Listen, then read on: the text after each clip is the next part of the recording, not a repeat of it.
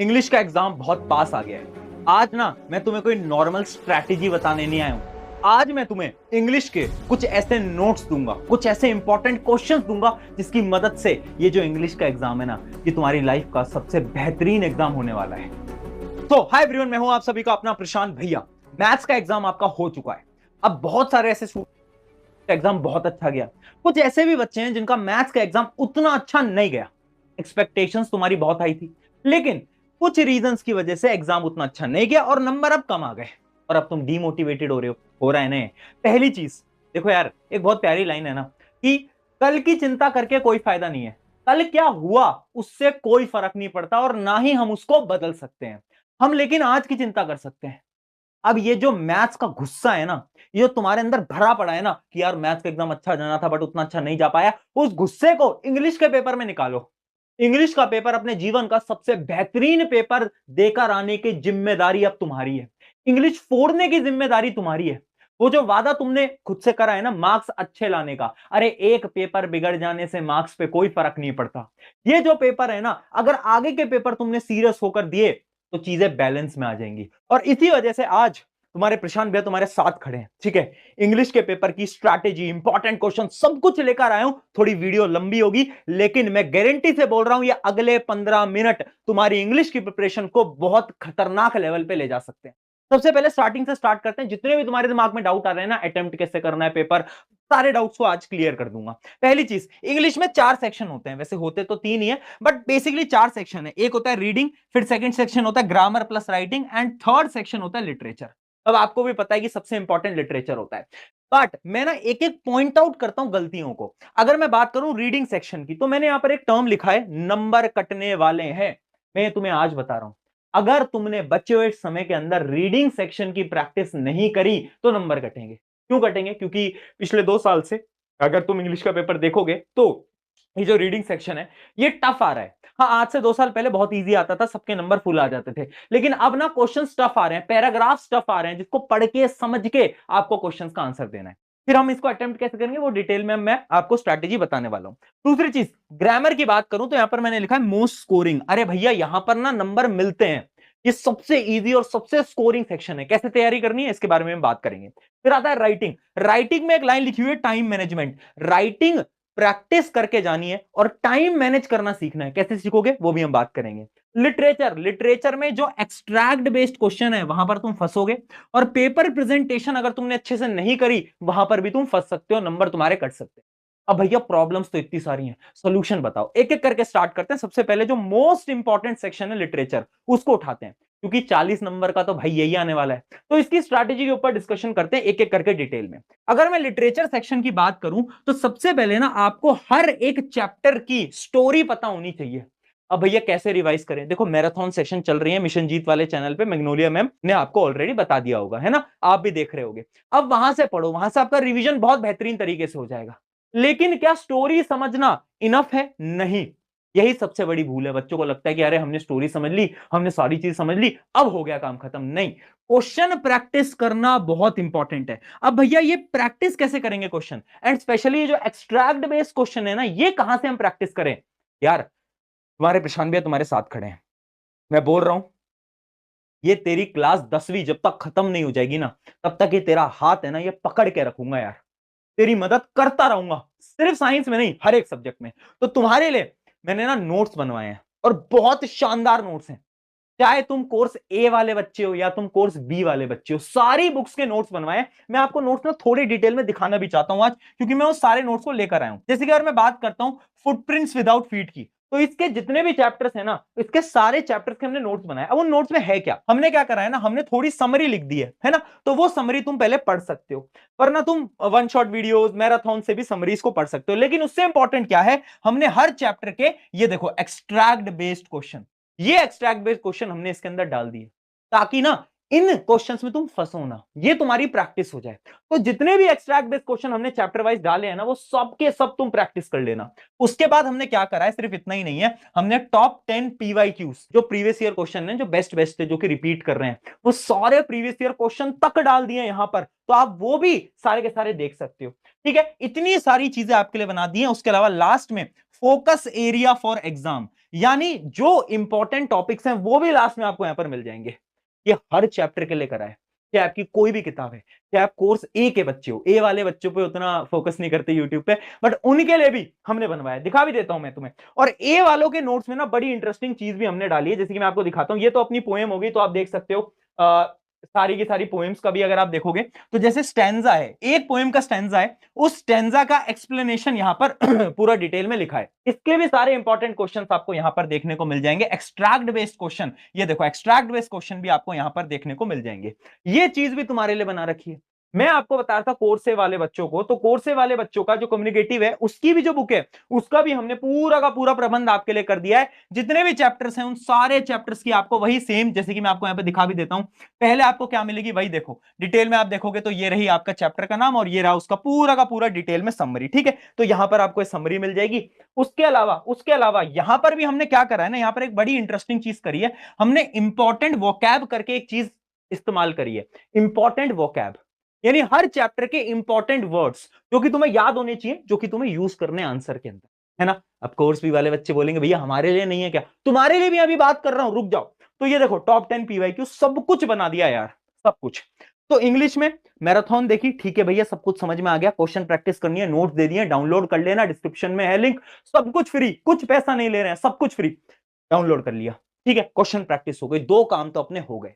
क्या भैया इतना इनफ है? नहीं, थोड़ा बहुत लिख लिख कर प्रैक्टिस करनी पड़ेगी, लिख लिख कर प्रैक्टिस करनी पड़ेगी। और वहीं पर ही आती है हमारी स्ट्रैटेजी नंबर 3, जो कि है कीवर्ड स्ट्रैटेजी। कीवर्ड स्ट्रैटेजी क्या होती है ना, कुछ वर्ड्स होते हैं, कुछ वर्ड्स होते हैं, इंपॉर्टेंट वर्ड्स होते हैं, जो कि हर चैप्टर के आपको पता होने चाहिए। उसी के लिए हमने एक अलग से पीडीएफ बनाई है, जिस पीडीएफ का नाम है यूनिक वर्ड्स। तो चैप्टर वाइज ना जितने भी वर्ड्स है ना इंपॉर्टेंट, वो सारे वर्ड्स लिखे हैं और उनके टर्म्स यहां पर लिखे गए हैं। तो अगर कोई क्वेश्चन घुमाकर भी पूछा जाए तो ये सारे वर्ड्स आपको पता होने चाहिए, इनको याद नहीं करना, एक बार रीड कर लो, ताकि क्वेश्चन में अगर ये वर्ड दिख जाए तुम्हें तो तुम्हें इसका मीनिंग पता होना चाहिए। उसके अलावा इन क्वेश्चंस को, मतलब ये जो वर्ड्स हैं, सॉरी, इन वर्ड्स को तुम लिखकर आ सकते हो अपने आंसर के अंदर। जब तुम इसको लिखकर आओगे ना तो एग्जामिनर के ऊपर बहुत अच्छा इंप्रेशन पड़ेगा कि ये जो बच्चा है ना ये तो यार पढ़ के आया है, इसने तो वोकैबुलरी भी इसकी बहुत अच्छी है। इंपैक्ट पड़ेगा, वो इंपैक्ट हमें डालना है। ठीक है, तो ये जो यूनिक वर्ड की पीडीएफ है ये भी हमने बनवा रखी है, डिस्क्रिप्शन में आपको पूरी की पूरी चीजों की लिंक मिल जाएगी, आप जाकर इस्तेमाल कर सकते हो। चलो अब आते हैं वापस से। तो हमने आपको दो चीजें बता दी, यूनिक वर्ड स्ट्रैटेजी भी बता दी। अब लास्ट पॉइंट है अंडरलाइन स्ट्रैटेजी। अंडरलाइन स्ट्रैटेजी क्या है, जब आप लिटरेचर सेक्शन को पूरा अटेम्प्ट कर लो ना, तो आपको क्या करना है, कुछ इंपॉर्टेंट फ्रेजेस को ना पेंसिल से अंडरलाइन करना है। ये स्टार्टिंग में मत करना, जब तुम लास्ट में पूरे इंग्लिश के पेपर को खत्म कर दो उसके बाद करना, उसके बाद करना है हम। ठीक है, ठीक है जी भैया, समझ आ गया इंपॉर्टेंट फ्रेजेस को। इससे लिटरेचर तुम्हारा शॉर्ट है, 40 से 40 नंबर तुम्हारे फुल आने चाहिए। लिटरेचर बहुत स्कोरिंग है, अच्छी प्रिपरेशन करके जाना, नंबर आएंगे, और ये मोस्ट इंपॉर्टेंट सेक्शन रहता है। अब आते हैं अगले सेक्शन के ऊपर, जो कि है राइटिंग सेक्शन। अब राइटिंग सेक्शन तुम्हें पता है कितने मार्क्स का आएगा। अब वैसे तो ये इजी है, लेकिन ना बच्चे क्या करते हैं ना, टाइम मैनेज नहीं कर पाते, बहुत टाइम लगा देते हैं। तो देखो टाइम मैनेजमेंट के लिए तुम्हें क्या करना होगा, सबसे पहले तो तुम्हें फॉर्मेट सबके आने चाहिए। अब भैया हमें तो फॉर्मेट ही नहीं आते, क्या फॉर्मेट के लिए भी कोई स्ट्रैटेजी है क्या, फॉर्मेट्स को याद कैसे करें? अरे सुनो, तुम्हारे लिए एक चीट शीट बना रखी है, इसके अंदर लेटर, एनालिटिकल पैराग्राफ के जो इंपॉर्टेंट फॉर्मेट्स है ना वो बना रखे, उसके साथ साथ किस वर्ड से तुम्हें कौन सा लेटर स्टार्ट करना है वो तक बता रखा है। इंट्रोडक्शन जो लाइंस होती है ना, जो बहुत इंपॉर्टेंट होती हैं, वो भी बता रखी है। उसकी भी मैं एक बार पीडीएफ आपको यहां पर दिखा देता हूं। जैसे कि अगर आप देखोगे ये है टाइप ऑफ फॉर्मल लेटर। देखो फॉर्मल लेटर के कितने टाइप होते हैं, और यहां पर मैंने कुछ खास लाइन लिखी है कि अगर लेटर टू एडिटर है तो आपको स्टार्ट कैसे करना है, अगर कोई और लेटर है तो आपको स्टार्ट कैसे करना है, पैराग्राफ 1 में क्या करना है, पैराग्राफ 2 में क्या करना है, ऐसा सब कुछ लिखा है। कंप्लेन लेटर है तो उसमें क्या करना है, सारे टाइप के लेटर्स में हमने करा है। उसके बाद आपको कुछ लेटर्स मैंने प्रैक्टिस करने के लिए भी दिए हैं। सिमिलरली अगर आप एनालिटिकल पैराग्राफ्स में आओगे तो एनालिटिकल पैराग्राफ्स के भी हमने क्या करा है, यहां पर इंट्रोडक्शन आपको बताया कैसे लिखना है, कुछ खास लाइंस जो कि आप यूज कर सकते हो डिफरेंट डिफरेंट टाइप के एनालिटिकल पैराग्राफ में, और उसके बाद कुछ इंपॉर्टेंट क्वेश्चंस भी दिए हैं। और ये जो क्वेश्चंस है प्लीज इनको प्रैक्टिस करके जाना, मैं ये नहीं बोल रहा हूं एकदम सेम आ जाएगा, बट मिलता जुलता आ सकता है पेपर के अंदर। प्रैक्टिस करोगे तो आपका भला रहेगा, और लिख लिख के प्रैक्टिस करना प्लीज, वेरी इंपॉर्टेंट। तो इससे क्या होगा, तुम्हारे राइटिंग सेक्शन का जो फॉर्मेट है, कैसे लिखना है, वो तुम्हारा सॉर्ट हो गया, अब तुम्हें उसमें कोई प्रॉब्लम नहीं है। उसके बाद तुम्हें राइटिंग सेक्शन में क्या करना है, वापस से आते हैं उसकी स्ट्रैटेजी की तरफ। देखो अब तुम्हें क्या करना है ना, जब भी तुम कोई भी लेटर या फिर तुम कुछ एनालिटिकल पैराग्राफ स्पेशली लिखने वाले हो ना, तो तुम अपने दिमाग में ना पॉइंट सोच लो कि तुम क्या 3-4 पॉइंट्स के ऊपर पूरे के पूरे पैराग्राफ को लिखोगे। और अगर तुम दिमाग के अंदर नहीं सोच सकते ना, तो पेपर का जो लास्ट पन्ना होता है उस पर रफ हेडिंग डालकर उसके ऊपर ना कुछ पॉइंट्स लिख लो। Write points on the last page. उसमें कुछ पॉइंट्स लिख लो शॉर्ट में, जो कि तुम्हें पता है कि तुम्हें एनालिटिकल पैराग्राफ के अंदर पूरी चीजें लिखनी है। वो बहुत इंपॉर्टेंट है। उससे क्या होगा कि आपको बार बार सोचना नहीं पड़ेगा, और वो जो तुम काटते रहते हो ना बार बार कि आंसर को वापस से काटा फिर लिखा, उसमें आपकी वो वाली प्रॉब्लम नहीं आने वाली। ठीक है, अगली strategy, check for spelling mistakes. मैं फिर बोल रहा हूं, इंग्लिश के अंदर अगर तुमने स्पेलिंग मिस्टेक करी तो टीचर्स नंबर काट सकते हैं, बिल्कुल काट सकते हैं, सब नहीं काटते बट कट सकते हैं नंबर। तो इसलिए ना जब पेपर खत्म हो जाए, लास्ट का जो 10 मिनट है उसमें स्पेलिंग मिस्टेक एक बार चेक करना, सारी लाइनों को वापस पढ़ना। भैया वो टाइम कहां से निकालेंगे उसके बारे में हम बिल्कुल अभी बात करेंगे। दूसरी चीज, use easy language, very important यार। आपको क्या करना है ना, थोड़ा सा लैंग्वेज को इजी करो, है ना। अगर तुम एकदम खतरनाक इंग्लिश लिख के आते हो ना राइटिंग सेक्शन में, तो टीचर्स ना बड़े इरिटेट हो जाते हैं, फ्रस्ट्रेट हो जाते हैं। वो तुम्हें नहीं करना है। नॉर्मल इंग्लिश जो कि आप लिखते हो वैसी आपको लिख के आनी है, ज्यादा कुछ खतरनाक शब्दों का उपयोग करने से थोड़ा दूर रहे। ठीक है, इतना समझ आ गया। अगली चीज है रीडिंग सेक्शन। रीडिंग सेक्शन बहुत इंपॉर्टेंट। मैंने शुरू में बोला था नंबर कटेंगे, क्यों? क्योंकि तुमने प्रैक्टिस ही नहीं करी अभी तक। मुझे भी पता है, तुम्हें पता है, रीडिंग सेक्शन की प्रैक्टिस तुमने सबसे कम करी है। अब तुम्हें अब जितना भी टाइम है उसमें प्रैक्टिस करनी पड़ेगी। कैसे प्रैक्टिस करोगे? Timer method. टाइमर मेथड क्या होता है? एक टाइमर लगाओ 15 मिनट का। एक रीडिंग सेक्शन जो कि एक पूरा आपका होता है 10 नंबर का क्वेश्चन, वो 15 से 20 मिनट के अंदर आपका पूरा खत्म होना चाहिए।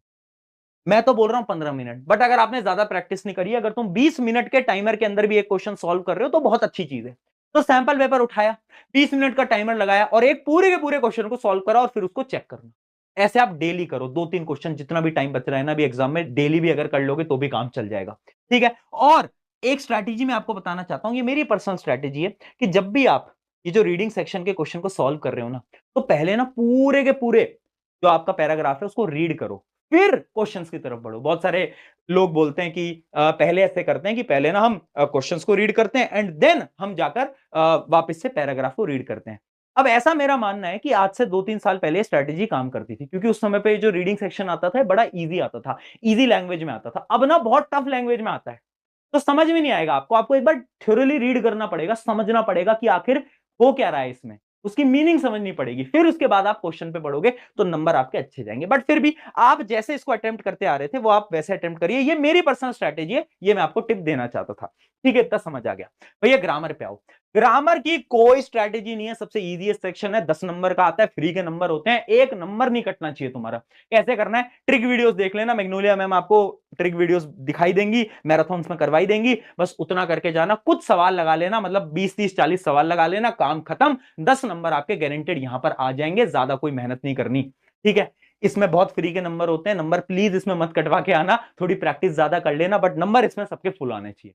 ठीक है, इतना समझ में आ गया। चारों सेक्शन की हमें स्ट्रैटेजीज पता चल गई हैं। अब आते हैं टाइम मैनेजमेंट के ऊपर, कि भैया आप हमें यह बताओ कि हम आखिर अटेम्प्ट कैसे करें, कौन से ऑर्डर में अटेम्प्ट करें, पहले कौन से सेक्शन को अटेम्प्ट करें, है ना। तो यही तुम बोलते हो ना टाइम मैनेजमेंट कैसे करना है। तो देखो मैं एक पर्सनल स्ट्रैटेजी बताऊं, सबसे पहले इजी पोर्शन उठाओ और फिर आगे बढ़ते जाओ हार्ड पोर्शन पे। अब देखो यार, तुमने सैंपल पेपर अटेम्प्ट करे अभी तक? करे होंगे ना। तुम जैसे सैंपल पेपर में अटेम्प्ट करते आ रहे थे ना, पेपर को भी वैसे ही अटेम्प्ट करना। अगर तुम पहले रीडिंग पे आते थे, फिर सेक्शन बी, फिर सेक्शन सी, जैसे तुम करते आ रहे थे वैसे ही करना। अब अचानक से चेंज मत करो आखिरी के टाइम पे। लेकिन अगर तुम वो बच्चे हो जिसने ज्यादा सैंपल पेपर लगाए ही नहीं, जिसको पता ही नहीं कि भैया अटेम्प्ट कैसे करना है, तो तुम मेरी स्ट्रैटेजी फॉलो कर लो। इजीएस्ट सेक्शन कौन सा होता है? देखो यार, पूरे साल भर ना हमने पढ़ा क्या है? हमने पढ़ा है लिटरेचर, लिटरेचर ही पढ़ा है, तो वो हमारे लिए इजीएस्ट है। उसके क्वेश्चंस आपको मोस्टली आते ही होंगे। तो मैं सबसे पहले क्या करता, मैं सबसे पहले जो लिटरेचर वाला होता था उस पूरे सेक्शन को निपटाता। कितने समय में निपटाता? अराउंड 1 घंटे 10 मिनट में 1 घंटे 10 मिनट में। फिर मैं क्या करता, फिर मैं रीडिंग सेक्शन पे जाता। क्योंकि अगर तुम रीडिंग को लास्ट में करोगे ना, एक तो ना लास्ट में थोड़ी हड़बड़ाहट होती है, और रीडिंग वाले सेक्शन में ना थोड़ा सा तुम्हारे दिमाग को पीस चाहिए होता है, शांति से तुम पढ़ पाओ और फिर तुम आंसर्स को ढूंढ पाओ। इस वजह से मैं बोल रहा हूं लास्ट में रीडिंग को अगर तुम अटेम्प्ट ना करो तो तुम्हारा भला हो जाएगा। इसलिए तुम क्या करो, सेकंड टाइम पे रीडिंग को अटेम्प्ट करो। 40 मिनट तुम ले सकते हो, 2 क्वेश्चन होते हैं, 20-20 मिनट दोनों के लिए, 40 मिनट आपके लिए मोर देन सफिशिएंट है। फिर आप क्या करोगे, फिर आप आना राइटिंग पे। राइटिंग पे आप अराउंड कितने 50 मिनट ले सकते हो, दो ही आपको अटेम्प्ट करने हैं, तो आप राइटिंग में 50 मिनट यहां पर ले सकते हो। एंड देन ग्रामर पे अगर मैं आता हूं तो ग्रामर 10 से 15 मिनट के अंदर आपकी ग्रामर पूरी की पूरी सॉल्व हो जाती है। आपको पता है, मुझे पता है, उसमें ज्यादा टाइम नहीं लगता। अगर आप सबको कैलकुलेट करोगे तो 3 घंटे में से फिर भी तुम्हारे 10 मिनट बच गए। तो 10 मिनट में भैया क्या करेंगे, अरे 10 मिनट में ना चीटिंग नहीं करनी, 10 मिनट में अपने पेपर को वापस से रीड करना है, एक एक लाइन पढ़नी है वापस से, और ये करना प्लीज, और इंपॉर्टेंट लाइंस पे अंडरलाइन कर देना लिटरेचर वाले सेक्शन में, जिससे कि अच्छी प्रेजेंटेशन हो जाए, राइट। तो ये रही आपकी टाइम मैनेजमेंट की पूरी स्ट्रैटेजी। आई होप इससे आपको क्या हुई होगी, मदद हुई होगी। अब मैं कुछ फाइनल टिप आपको बताने वाला हूं, लेकिन उससे पहले जो शुरू के 10-15 मिनट मिलते हैं ना, उस टाइम पे तुम्हें क्या करना है, देखो सबकी अलग अलग अप्रोच होती है। मैं क्या बोल रहा हूं कि वो जो और वाले क्वेश्चन होते हैं ना, और वाले की ये वाला अटेम्प्ट करूं या ये वाला, उनको एक बार रीड कर लो और अपने क्वेश्चन को सेलेक्ट कर लो कि हाँ मुझे यही वाला अटेम्प्ट करना है, मुझे वो वाला अटेम्प्ट ही नहीं करना, ताकि जब आप उस क्वेश्चन पे आओ तो आपको पता हो कि आपको कौन सा अटेम्प्ट करना है। वो बहुत इंपॉर्टेंट है ना। बाकी कुछ बच्चे ये भी करते हैं कि जो बच्चे पहले रीडिंग सेक्शन को अटेम्प्ट करते हैं, तो वो जो रीडिंग का पैराग्राफ होता है उसको वो पूरी तरीके से रीड कर लेते हैं। तो आपके ऊपर डिपेंड करता है, जैसे आप अटेम्प्ट कर रहे हो उस अकॉर्डिंग आप स्ट्रैटेजी को फॉलो कर सकते हो, ठीक है। अब इंपॉर्टेंट टिप्स ध्यान से सुनना। पहली चीज, रीड क्वेश्चन केयरफुली, सारे सवालों को ध्यान से पढ़ना, स्पेशली जो रीडिंग पोर्शन है उसमें ना थोड़ी सी टफ इंग्लिश होगी, डरना नहीं है, घबराना नहीं है, अभी बता रहा हूं, हाँ इंग्लिश टफ होगी लेकिन डरना नहीं है। अगर एक दो बार रीड करोगे समझ आ जाएगा क्वेश्चन, बिल्कुल नहीं घबराओगे। दूसरी चीज, stick to the word limit, please word limit तक स्टिक रहा करो। लिटरेचर में अगर 100 या 120 वर्ड्स लिखे हैं ना, तो इसका मतलब होता है एक पेज। अगर तुम 2-2, 3-3 पेज भर रहे हो ना भाई, तो फिर टीचर नहीं पढ़ने वाला उस आंसर को, समझ रहे हो ना बात को। दूसरी चीज, अंडरलाइन इंपॉर्टेंट फ्रेजेस, मैंने आपको बता चुका हूं, इंपॉर्टेंट जो लाइंस होती हैं उनको अंडरलाइन कर देंगे। Recheck word and spelling, last में रीचेक करेंगे। And never leave any question, last में अगर टाइम बच जाए, वैसे टाइम इंग्लिश के पेपर में उतना बचता नहीं है, बट अगर बच जाए तो प्लीज क्या करना है, अगर कोई क्वेश्चन आपका बच रहा है तो भी उसको अटेम्प्ट करो, जो समझ आ रहा है लिख कर आओ प्लीज। फॉर्मेट के भी नंबर होते हैं इंग्लिश के अंदर, तो कुछ भी छोड़ के नहीं आना है हमें, है ना।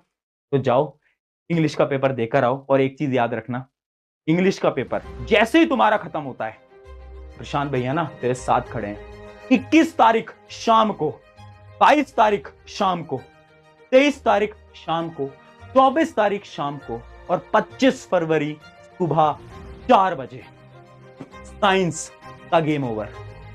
मुझे बाकी चीजें बोलने की जरूरत नहीं है, आप अपने सीनियर से पूछ लेना, ठीक है। मुझे बाकी चीजें बोलने की जरूरत नहीं है, ठीक है। Trust me, trust on me, है ना। अभी भी ट्रस्ट रखो, लेकिन साइंस के पेपर में ट्रस्ट ऑन प्रशांत भैया, सिंपल, इससे ऊपर मैं कुछ नहीं बोलूंगा, ठीक है, इससे ऊपर मैं कुछ नहीं। अब जाओ इंग्लिश की तैयारी करो, एग्जाम बेहतरीन देकर आओ, और ये जो कमेंट बॉक्स है ना, इसमें लिख देना इंग्लिश फोड़ेंगे, इंग्लिश फोड़ेंगे। और याद रखना, this exam will be best exam of your life. Take care.